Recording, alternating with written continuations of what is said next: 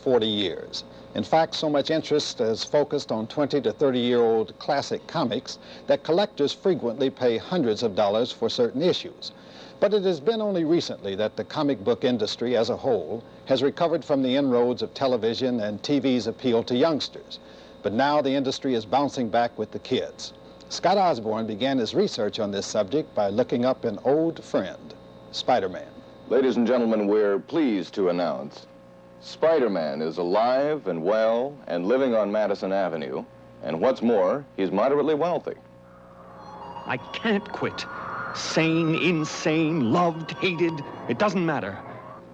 Spider-Man emerges every month from the pens of the artists of Marvel Comic Group. Like Superman, like Wonder Woman, like Batman, he is enjoying wider circulation now than at any time in the last quarter century.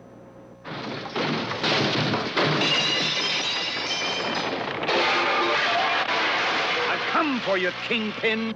Of course, in the comic book heydays during World War II, at least 600 million comic books were selling each year, under 600 titles.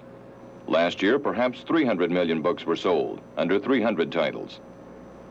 But that's still considerably better than the 200 titles that have been selling in recent years. I feel like a puppet guided by invisible strings. We at the Marvel Comics Group have tried to establish more relevancy and more philosophy and more satire in the stories. There is the Doom Castle dead ahead. Tonight we shall be free. You had best take a weapon, Luke Cage. Don't want it and don't need it, baby.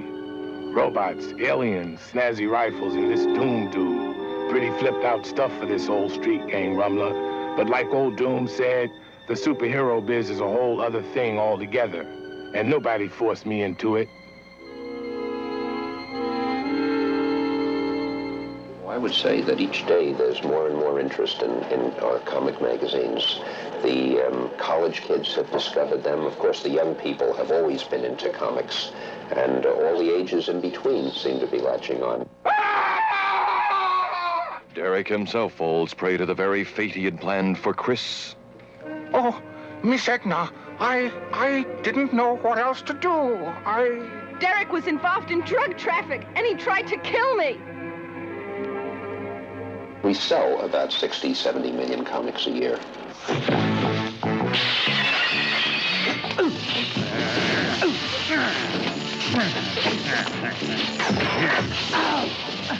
So despite the ravages of time, our heroes will prevail.